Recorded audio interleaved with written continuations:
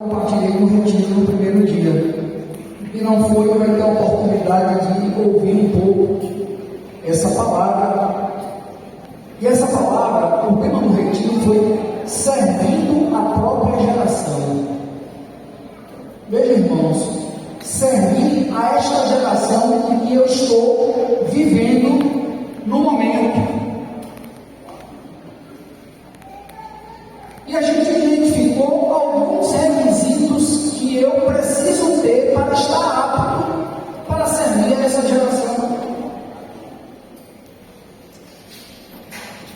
O primeiro requisito, irmãos, que o Senhor trouxe ao meu coração, e essa palavra é uma palavra adaptada também no retiro da igreja de Miguel Calmon em dezembro, que eu compartilhei lá, mas é uma coisa que tem ardido em meu coração. É que nós, para servirmos a esta geração em que nós estamos inseridos, precisamos reedificar muros caídos.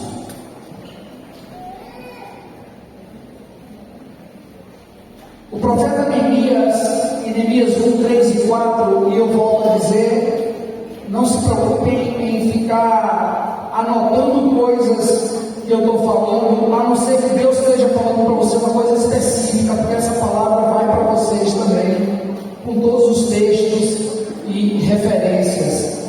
Mas a primeira coisa que eu preciso fazer para estar apto para servir essa minha geração é reedificar muros caídos.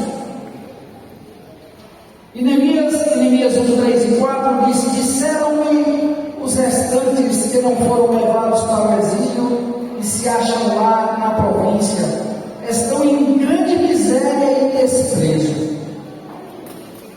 Os muros de Jerusalém estão derribados e as suas portas queimadas.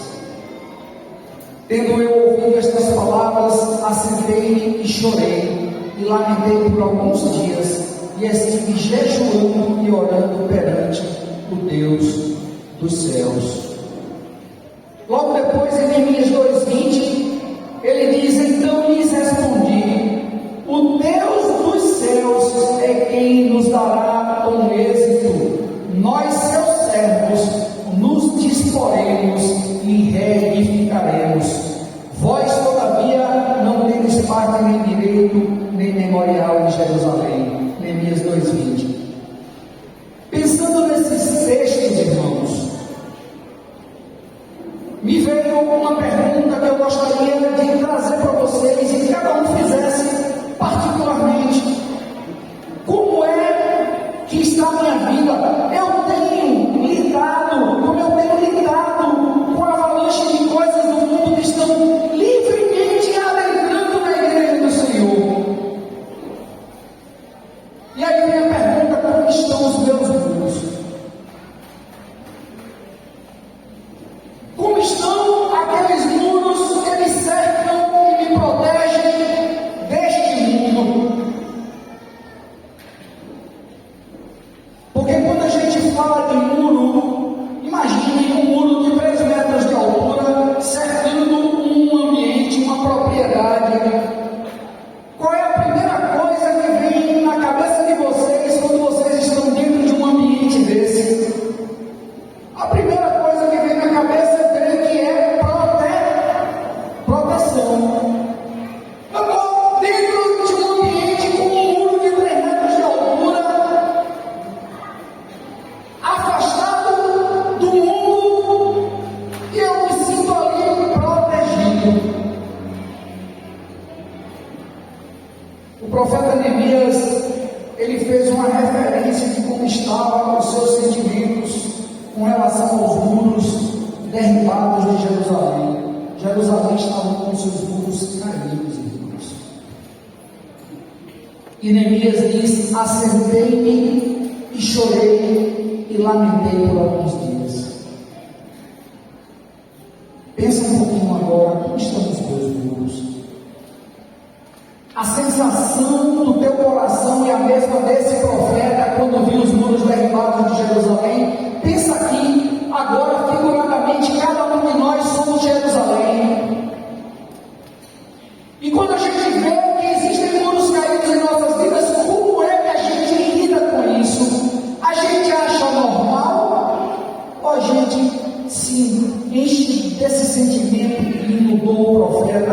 assentei-me, chorei-me e lamentei-me por alguns dias. O profeta ficou extremamente triste com a situação que se encontrava a sua cidade natal.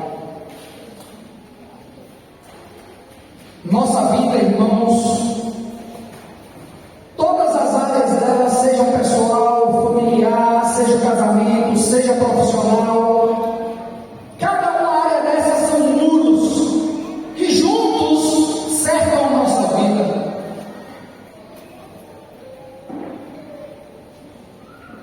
Todas essas áreas, professor de matemática, todas essas áreas que citei, estão contidas no conjunto minha vida. Não é isso, professor? Contém ou não contém? Viajei longe esse negócio agora aí. Só que advogado não conhece, não sabe matemática, né? A gente vê que não é bom para exatas e não vai fazer direito, né? Foge de engenharia, pode. Mas todas essas áreas, irmãos, estão contidas no conjunto nossas vidas. Como é que estão essas áreas na tua vida? Como é que está a tua vida espiritual? Como é que está a tua vida familiar? Como é que está a tua vida profissional? Como é que está a tua vida no teu casamento? Existem muros caídos? Irmãos, aqui não é uma acusação, é um alerta. É um alerta para levar cada um de vocês a refletir como está a vida de vocês. Quando eu estou aqui pregando, eu não estou falando para vocês, o Espírito Santo está falando para mim também. Eu estou aqui catucando aqui minha cabeça e dizendo como é que está a minha vida. O que é que eu preciso mudar? Qual é o muro que eu preciso reedificar em mim?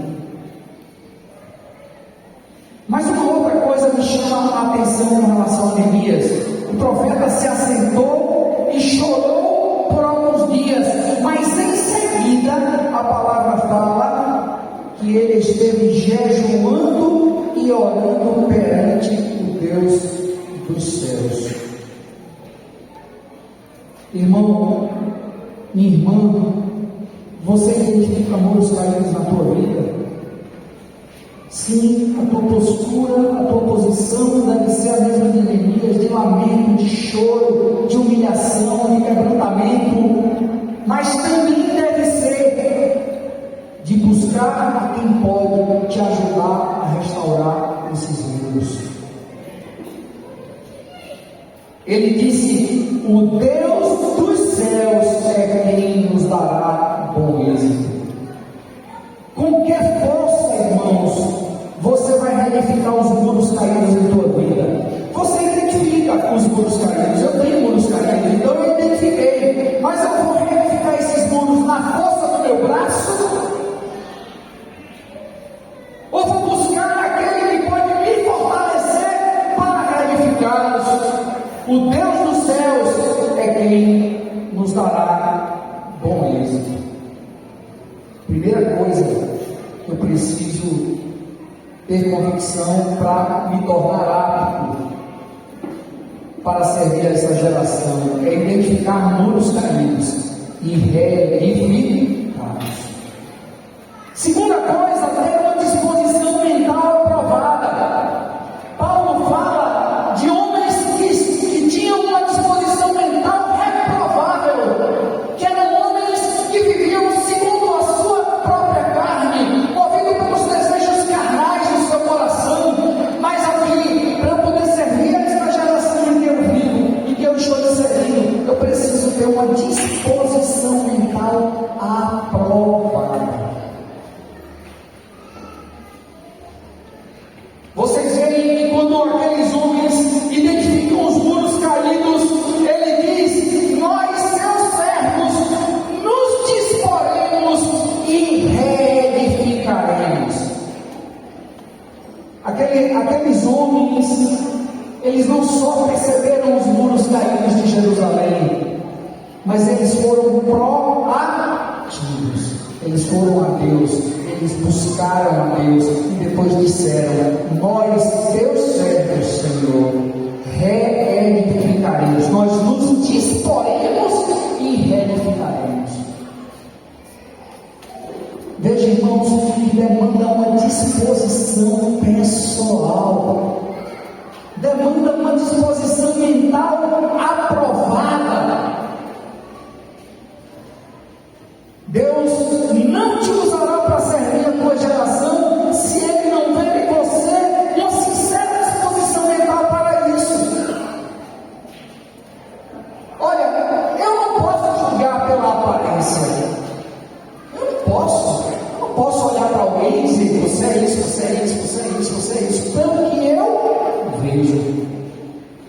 mas Deus julga as condições.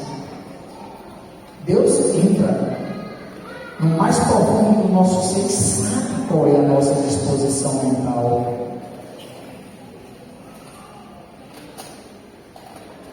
É interessante o que diz em 1 Samuel 16, 4 a 7, quando Deus fala para Samuel para ungir o próximo rei que substituiria Saul. Saul estava reprovado diante de Deus, homem que buscou feiticeira, que foi um homem completamente atuante dentro da motivação carnal que ele tinha. E em 1 Samuel 16, 4 a 7, diz assim: fez pois Samuel o que dissera ao Senhor e veio a Belém. Saíram-lhe ao encontro os anciãos da cidade, tremendo, e perguntaram: é de paz a tua vida? Marcos Moraes falou sobre essa questão de ser profeta, de apontar e acusar os erros dessa geração pervertida. Aqueles homens, quando viram Samuel entrando em Belém, tremeram, porque o profeta, ele estava chegando na cidade e disse: o que esse homem está fazendo aqui? Aí perguntaram a ele: é de paz a tua vida? E Samuel disse: é de paz, vim sacrificar ao Senhor, santificai-vos e vinde comigo ao sacrifício. Santificou ele a Jessé e os seus filhos, e os convidou para o sacrifício. Sucedeu que, entrando eles, viu a Eliabe e disse consigo: olha só, Eliabe é um dos filhos de Jessé.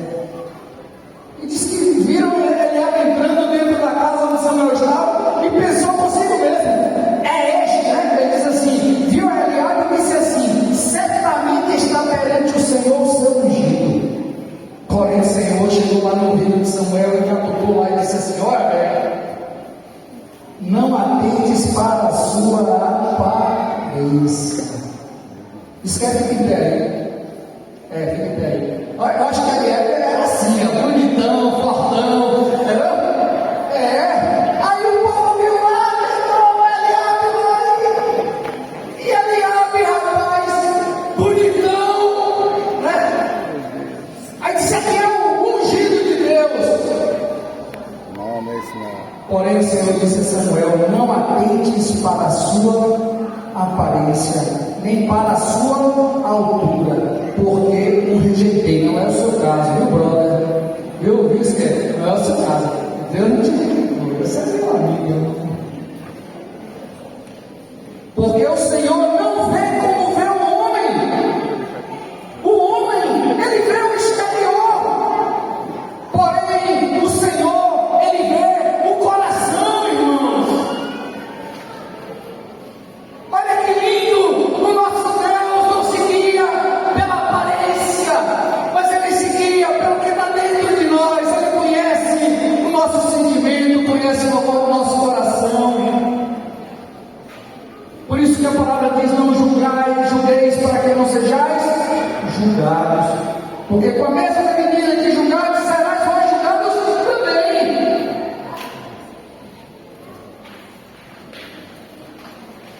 Irmãos, com tudo isso me veio uma convicção no coração. Nós precisamos parar de olhar para nós com olhar de condescendência e de misericórdia. Eu preciso ter misericórdia de mim mesmo. Eu não preciso ser condescendente com os meus pecados. Ser condescendente é ser conivente. Eu tenho que olhar para mim com um olhar real. Eu tenho que pedir a Jesus que me dê os seus olhos para eu enxergar a mim mesmo como Ele me enxerga.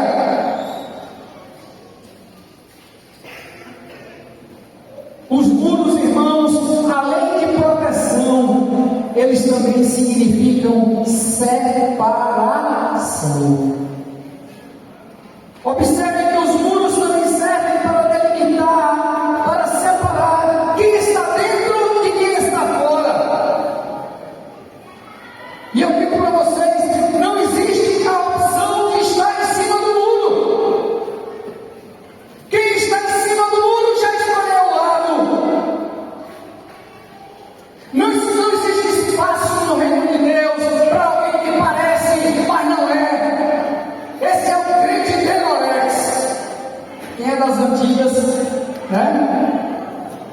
conhece essa propaganda? Denorex parece, mas não é. Esse aí é o discípulo Denorex. Vai lá no YouTube e procura lá, Denorex. Aí vocês vão ver. É uma propaganda de um produto que diz que parece, mas não é. Você é Denorex? Parece um discípulo, mas não é um discípulo? Irmãos, hoje é o nosso primeiro encontro de volta do ano. Quem sabe essa palavra não é um freio de arrumação que precisa da nossa vida? Eu trago para mim também, eu tenho avaliado isso. Eu não sou melhor do que ninguém, Roberto não é melhor do que ninguém, Diniz não é melhor do que ninguém.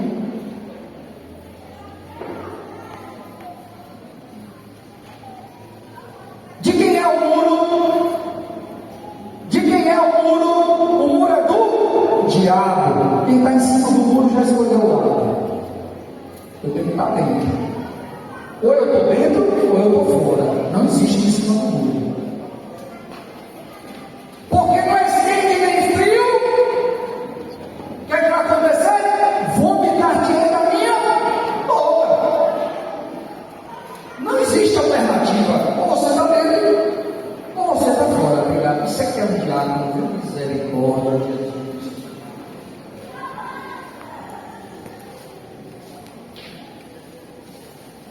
Jesus Cristo faz referência, irmãos, a essa situação, porque há uma urgente necessidade de que essa separação em nós seja evidente.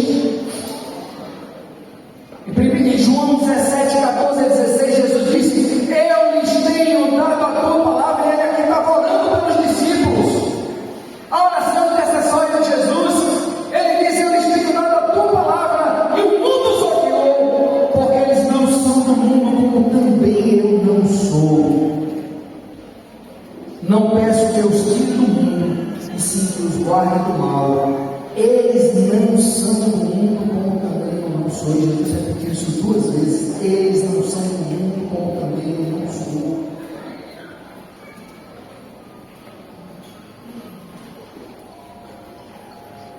Aquele que diz andar nele, estar nele e deve andar como ele, não tem alternativa. João 15, 13 e 14. Ninguém tem maior amor do que este, de dar alguém a sua vida pelos seus amigos. Vós sereis meus amigos se fizerdes o que eu vos mando. Não existe possibilidade de você ser amigo do Senhor se você não o obedecer. É uma conta simples. 2 mais 2 é igual a 4, não é igual a 5, nem é 6, nem é 3. E Jesus disse: vocês serão meus amigos se vocês fizerem aquilo que eu vos mando. Não tem alternativa. Terceira coisa, vamos adiante. Eu estou falando de início com um olhar de flecha para mim. Roberto me controlando o tempo e eu já vou correr. Vamos lá.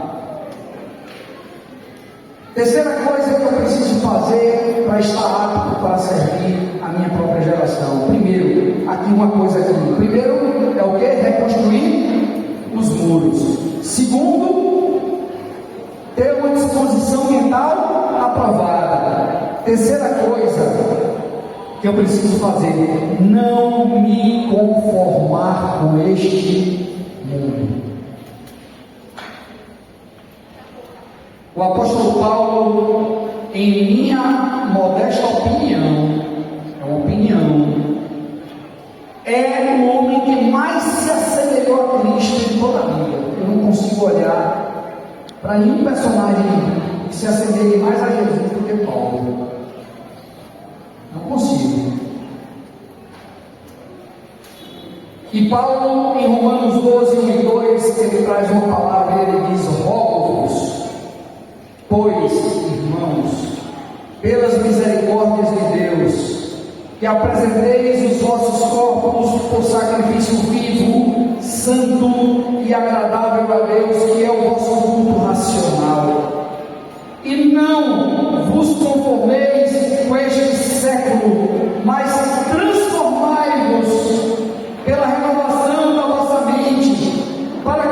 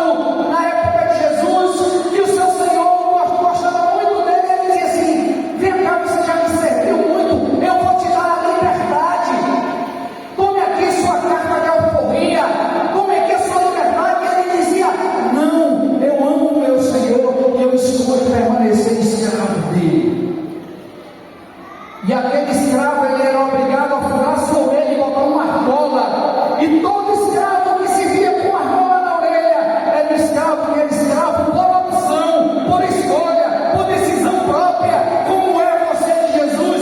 É um escravo que é escravo por decisão, por escolha, por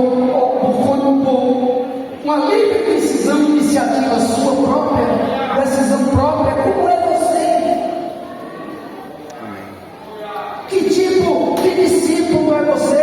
Porque a gente canta aquele cântico: já não sou eu quem vive, Cristo é quem vive em mim.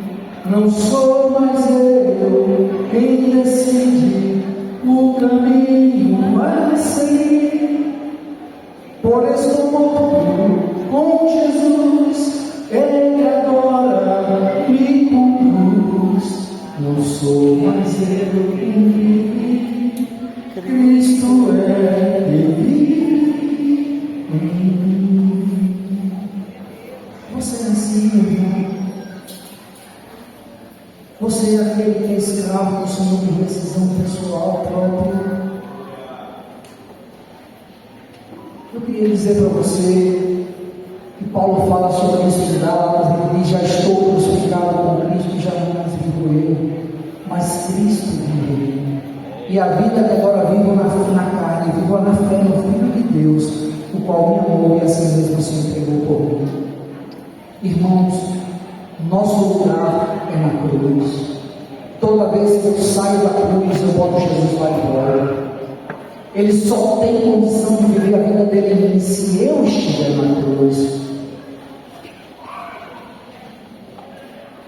Quando Paulo fala de conformar-se, ele fala de tomar a forma.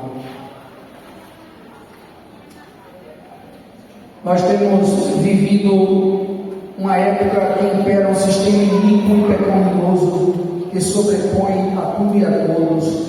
A gente vive num mundo corrompido de trevas, cujo Senhor é Satanás. O próprio diabo falou isso em Lucas 4, 6 a 7, quando ele estava tentando Jesus no deserto. Ele disse: dar-te-ei toda esta autoridade e a glória destes reinos, porque ela me foi entregue e dou a quem quiser. Estes reinos estão subjugados ao diabo, irmãos. O Senhor desse mundo é Satanás.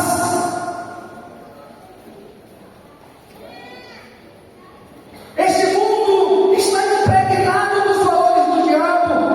Em 2 Coríntios 4, 3 e 4, Paulo fala: mas se o nosso evangelho ainda está encoberto, é para os que se perdem que está encoberto, nos quais o Deus deste século cegou o entendimento dos incrédulos, para que eles não resplandeça a luz do evangelho da glória de Cristo, o qual é a imagem de Deus. O diabo é o Deus deste século e cegou o entendimento do homem para que ele não receba a luz do evangelho.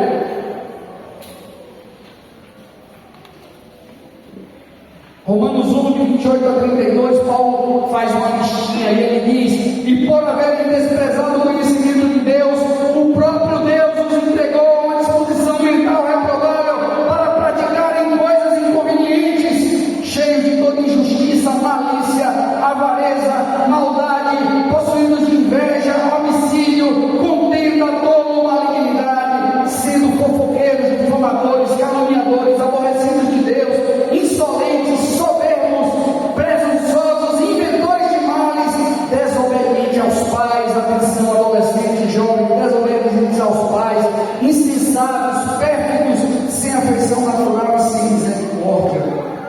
Ora, conhecendo eles a sentença de Deus, que são passíveis de morte os que tais coisas praticam, não somente as fazem, mas também aprovam os que assim procedem. Irmãos, eu quero dizer aqui duas coisas. Se você está se conformando com esse mundo, você quer se vestir igual o mundo se veste. As moças cheias de sensualidade. Como é que você, moça, irmã, jovem, tem se vestido? A tua vestimenta se adequa aos padrões que Deus quer em você, ou você está se amoldando ao padrão do mundo?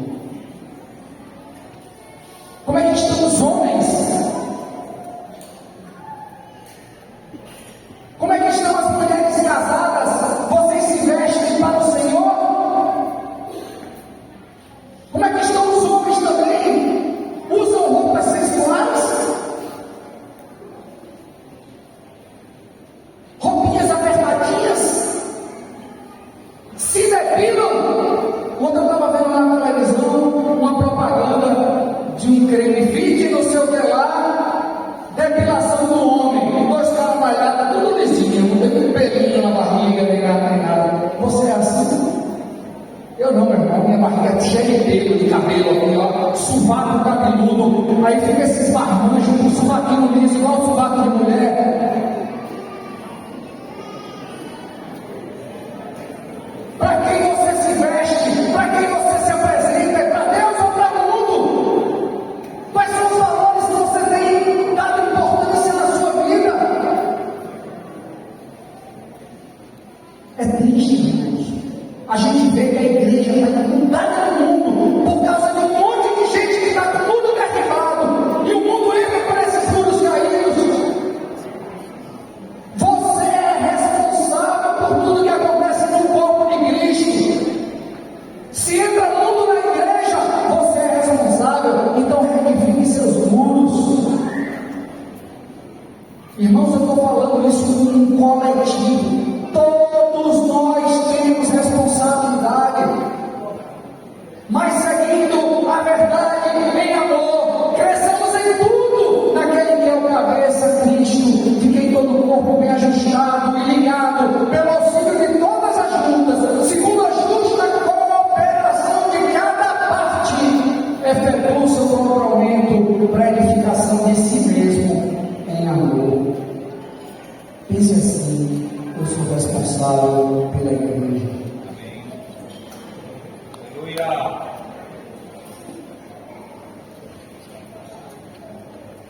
Nós devemos, como discípulos, rejeitar tudo que se ponha contrário a Deus e os seus princípios.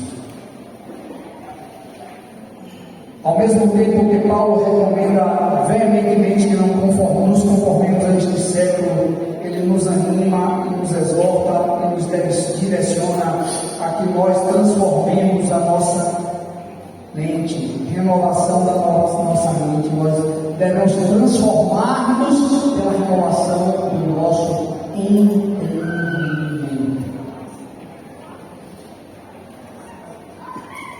O modismo do mundo não pode ser normal para mim, irmãos.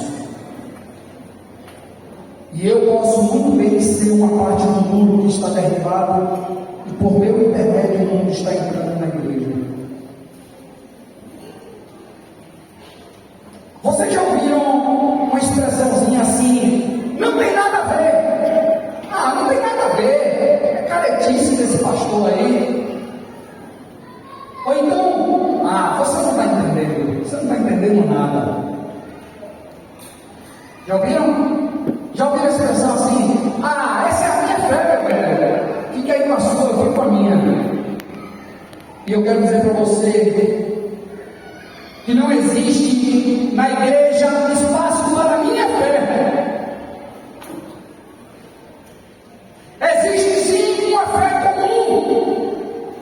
Se eu não comungo com essa fé comum, onde eu estou congregando, com certeza aqui não é o meu lugar. Eu tenho que buscar algum lugar em que essa fé que eu tenho seja igual a dos outros que estão lá. É ou não é? Porque a palavra fala que há um só Senhor, uma só fé e um só batismo. Efésios 4:5. Se eu tenho uma fé diferente da dos outros, eu falo assim: pegue o seu banquinho e saia de assim. Já ouviram essa música? Isso é das antigas também. Gente, não tem espaço.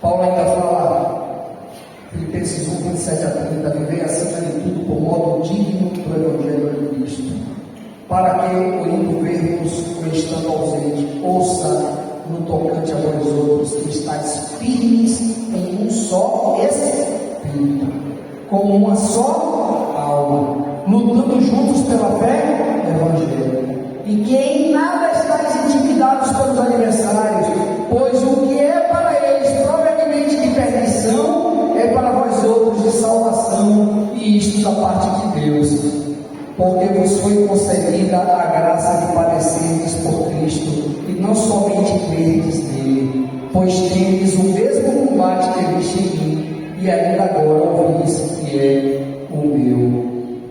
Então, não existe espaço no meio da igreja para expressões como essa é a minha fé. Alguma dúvida quanto a isso? Na igreja não tem espaço para quem tem fé isolada.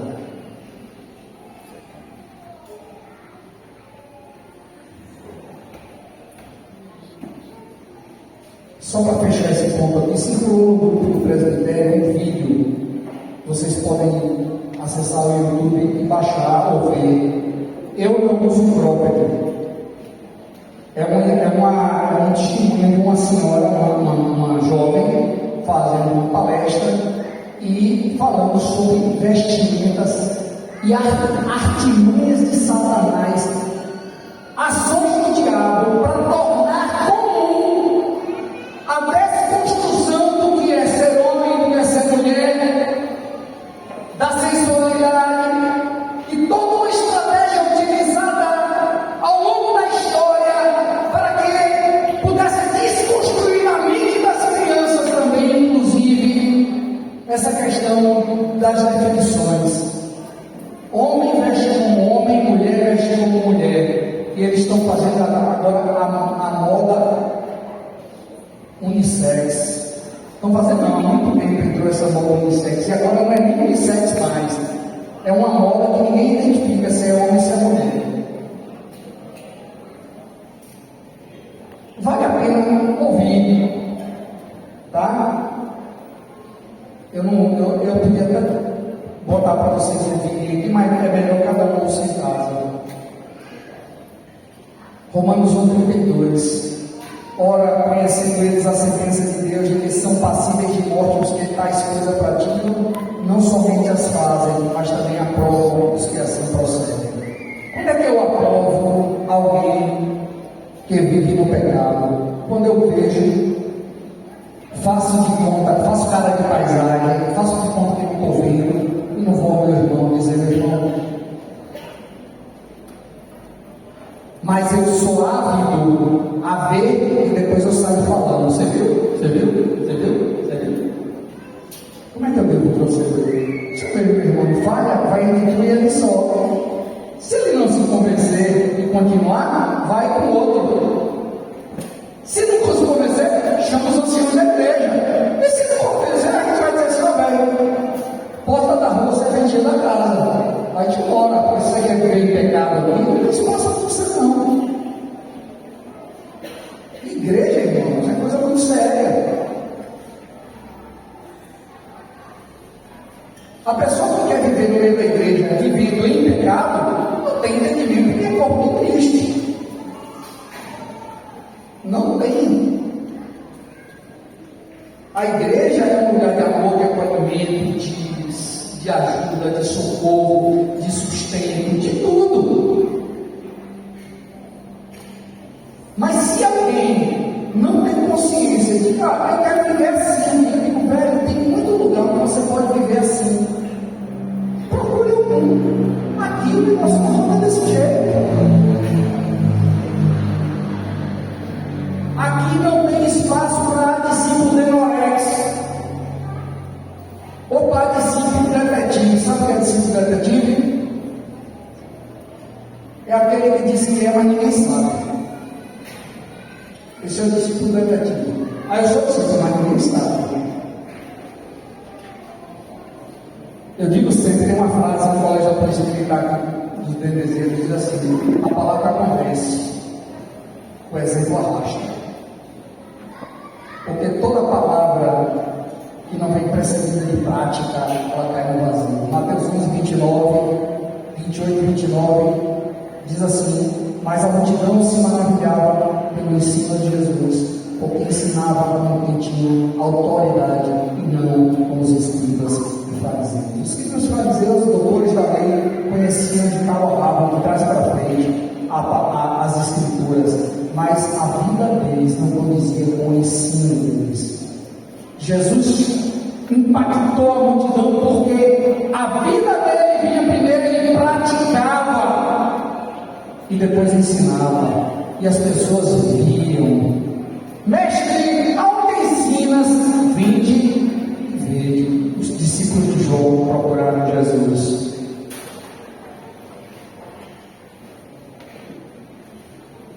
Existem muros caídos na minha vida? Quais muros eu preciso reconstruir? Nosso objetivo, irmãos, aqui essa manhã não é esgotar esse tema, mas despertar cada um aqui para identificar os muros caídos que existem em suas vidas e tomarem uma decisão. Eu não posso decidir por você. Você não pode decidir por mim. Cada um tem que decidir por si mesmo.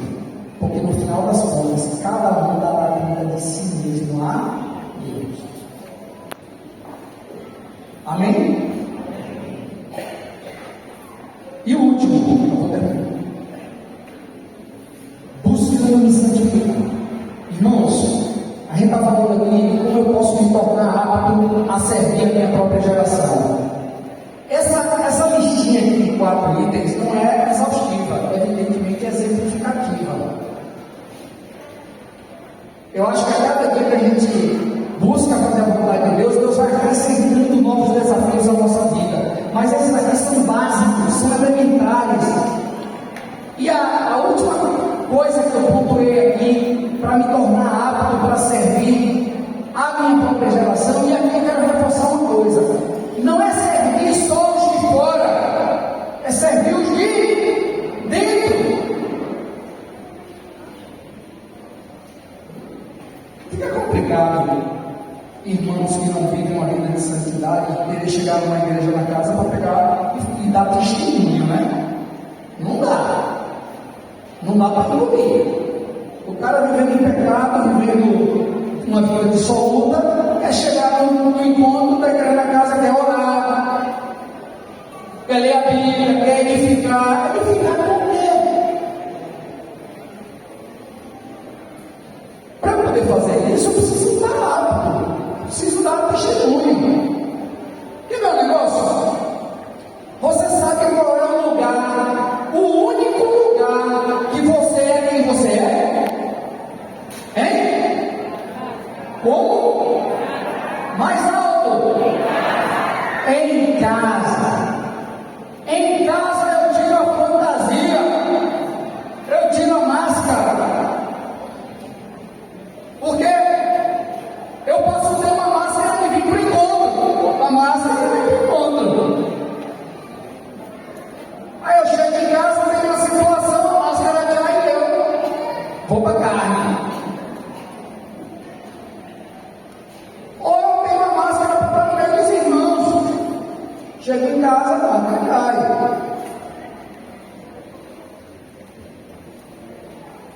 Por isso que quando a gente começou a caminhada no Evangelho do Reino, a gente aprendeu uma coisa, que discípulo ensina.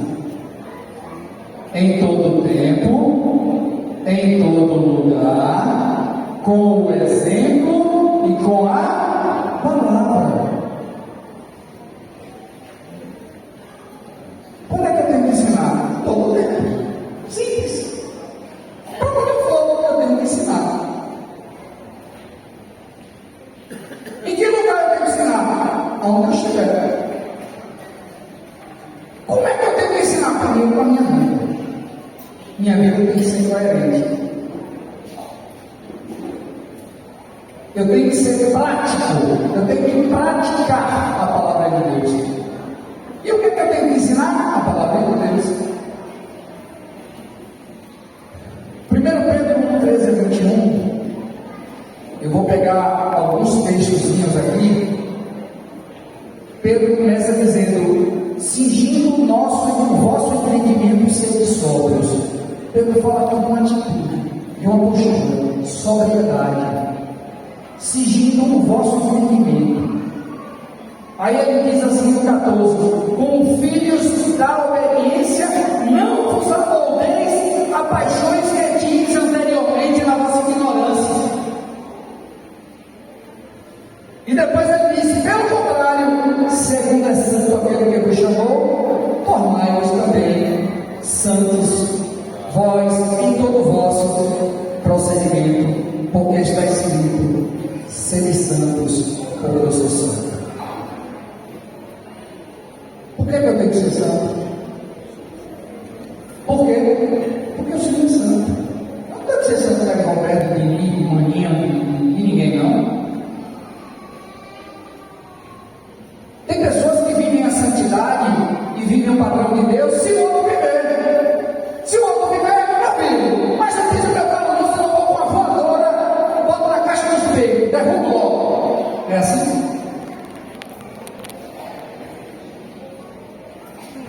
Por que eu tenho que ser santo? Porque Deus é santo.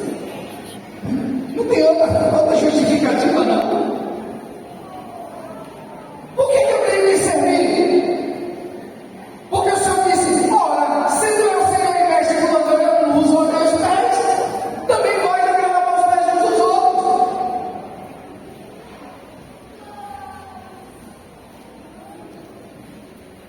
Por que eu tenho que perdoar?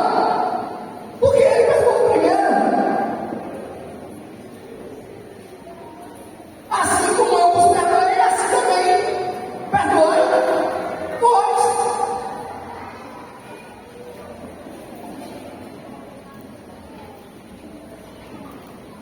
Nós precisamos entender, irmãos, o que Pedro diz aqui no 18, que sabendo que não foi mediante coisas corruptíveis como prata ou ouro, que fostes resgatados do vosso fútil procedimento que vossos pais vos legaram, mas pelo precioso sangue, como de cordeiro, sem defeito e sem mácula, o sangue de Cristo. Foi por isso. Esse foi o preço pago, o sangue de Jesus.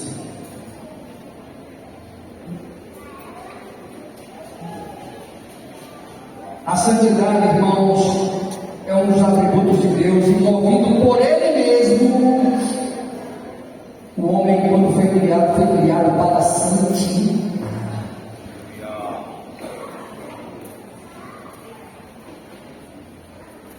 Deus disse assim: façamos um homem segundo a nossa imagem, conforme a nossa semelhança. Deus criou um homem para que esse homem pudesse reproduzir a santidade dele em todos que fossem procriados por ele antes do pecado.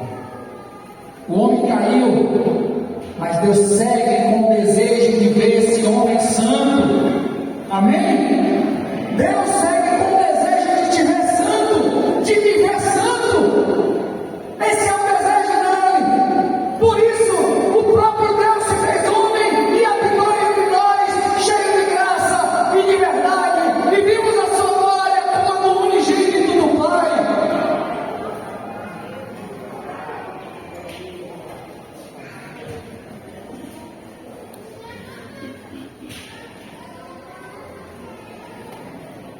A gente pode observar vários trechos da palavra, tem aqui alguns que vocês vão ler, meditar,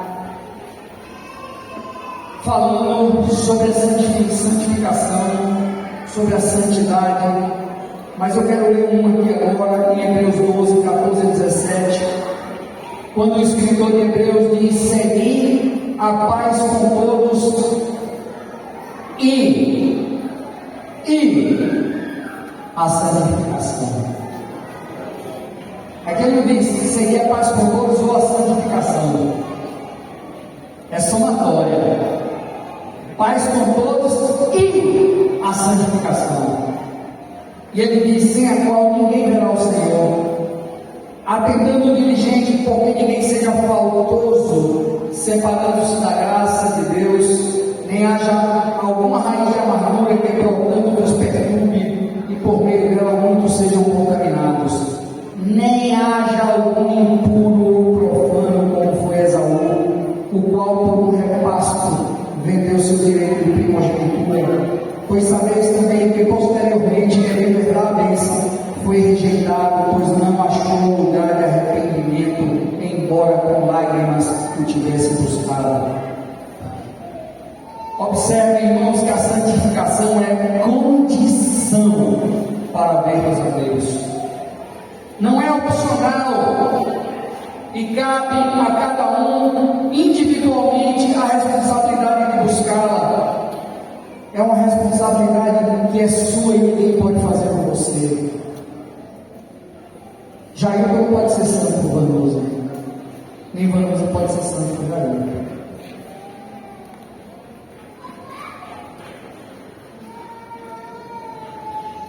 Nós devemos cuidar para que não nos achemos com Esaú, não acharmos lugar de arrependimento em nós. E eu quero dizer para vocês que ser santo não é simplesmente não pecar. Ah, mas eu não peco. Sim, não quer dizer nada. Não pecar é dos resultados da santificação, do processo de santificação. Eu não posso dizer assim, mas eu não roubo, eu não mato, eu não minto, eu não sei o que, eu não sei o que. Então eu sou santo. Não. A santificação fala sobre separar-se para Deus, abrir mão inclusive de coisas lícitas que poderão de alguma forma nos afastar do Senhor. Você quer ver uma coisa? O trabalho é uma coisa lícita, mas se o trabalho te afasta de Deus, ele se torna um pecado na tua vida, ele se torna um ídolo. Quer ver outra coisa? Família é lícito. Deus nos orienta e nos dá toda a direção de como atuarmos com nossas famílias, papel do marido, papel da mulher, papel dos filhos, tudo. Mas se eu idolatro minha família, pongo ela acima do Senhor, ela já se tornou um pecado para mim.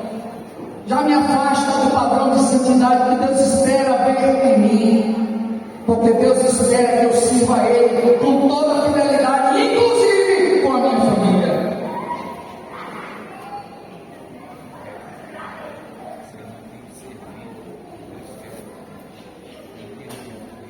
Vem cá, Denise, vem cá, fala aqui.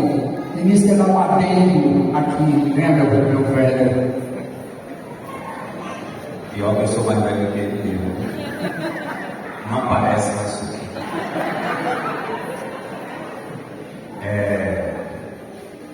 Quando fala sobre santidade, eu tenho na minha mente essa separação porque às vezes nós pensamos que santidade é apenas uma questão de pureza, e eu creio que está na cabeça de muitos irmãos, principalmente dos jovens, achar que por não praticar imoralidade significa que é santo. Você é puro, meu irmão.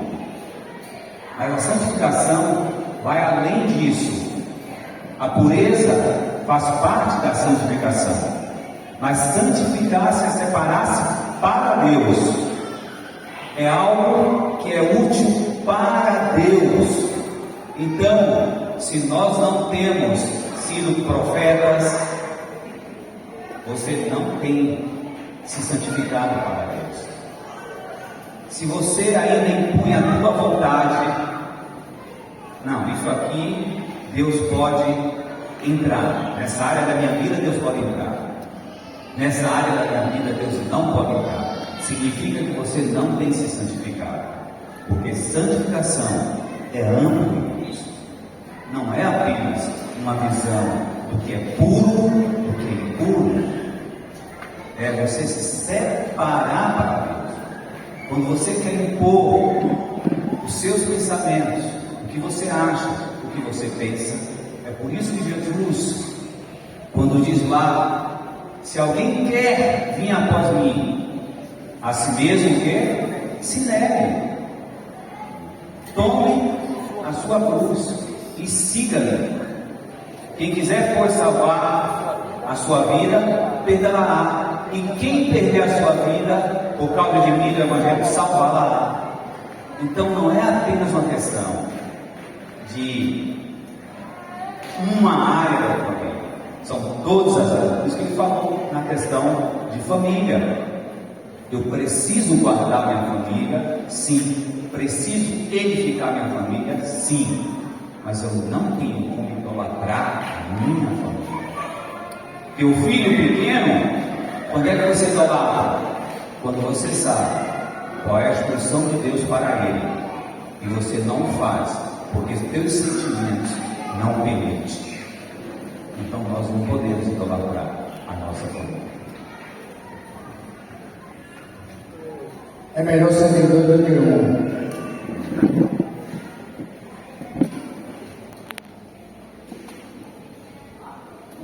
Paulo fala em 1 Tessalonicenses 5:22, abstendo-nos de toda aparência do mundo.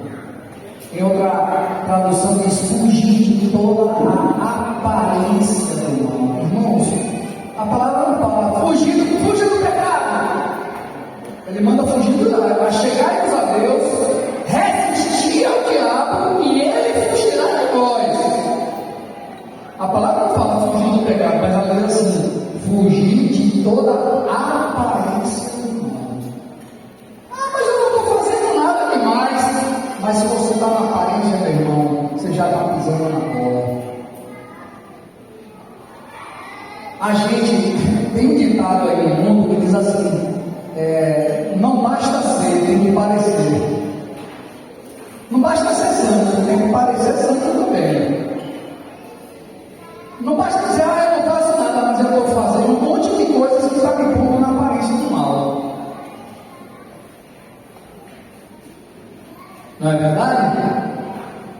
Essa história de irmão para sair de frente, sai fora, aqui ó, de ladinho.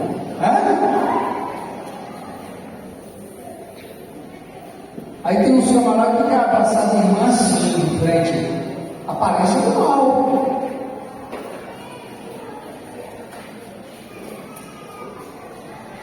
Tem pessoas, você já viu algumas pessoas que nunca são claras naquilo que professam, que dizem. Aí ele diz assim, eu não falei isso assim não. Eu sou muito objetivo quando eu estou resolvendo algum problema de algum irmão. Aí eu digo assim, irmãos, me permita que eu vou gravar, viu? Vou gravar. E eu já me livrei, já estava dando a dedinha no relógio, eu já vou terminar. Só estava faltando uma besteira. É um controlador, ele é meu controlador, viu? Misericórdia de Deus. Olha, aí eu já me livrei de muito problema. Porque eu sentei com duas pessoas para resolver uma bronca grande, séria. E depois que está tudo pontuado e resolvido, eu digo, agora peraí que a gente vai gravar. Eu peguei aqui e disse assim, estou com fulano, nós estamos resolvendo isso. E foi decidido isso. Você concorda, fulano? Concordo com seu nome aí, meu nome é fulano de tal. Você concorda, fulano? Concordo, meu nome é fulano de tal. Então beleza, aí eu fiz um termo de acordo formal, todo mundo assinou. Um ano depois, um líder de um bloco aqui me chama, porque a filha dele era amiga de uma dessas pessoas. E essa pessoa ligou para ela e falou que tinha um pastor que estava tomando partido do irmão, prejudicando ele e agindo de conluio. Aí eu fui chamado, o líder me chamou, está acontecendo isso. Uma pandemia, marca aí uma reunião virtual no Zoom, marcamos. Aí eu disse assim, olha, eu tenho aqui todas as conversas gravadas e no WhatsApp. Eu fiz em grupo, entre eu e os dois. E tudo que era decidido, inclusive a minuta do acordo que eu enviei para o grupo. E esse cara que disse que eu tinha feito errado, mandou eu corrigir algumas coisas, eu corrigi, mandei para ele conferiu, assinou e depois foi falar mal de mim. Aí eu disse, tem problema não, mandei tudo, aí eu tenho coisas de 2015, 2017, de confusão, que eu estou gravado no meus atos. Sabe por quê? Não é por nada não, irmãos. É porque se eu não tivesse feito isso, eu tinha me ferrado.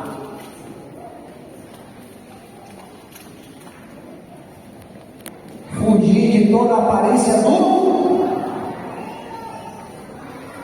Quando tem alguém que vai resolver alguma coisa de algum irmão muito sério, ele não faz sozinho, não leve outro. Para ser testemunha. Não tem uma testemunha, meu irmão, cuidado, porque quando fica a palavra de um, a palavra do outro, não presta não.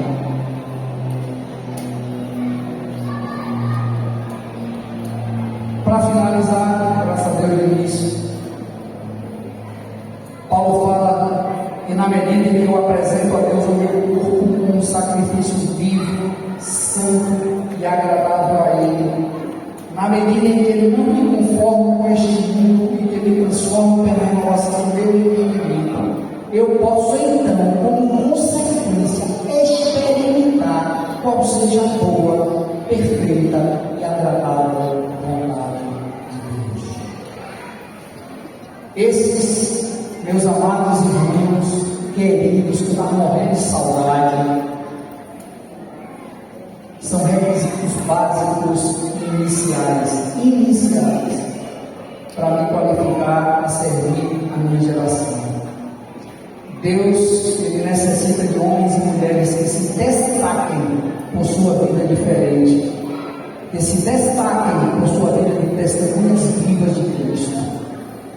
E eu quero finalizar dizendo para vocês uma coisa: há um preço, mas há uma recompensa. Amém? Diga aí: há um preço, mas há uma recompensa. Agora diga aí: há uma recompensa. É maravilha, mas há um preço. Diga aí de novo: há um preço.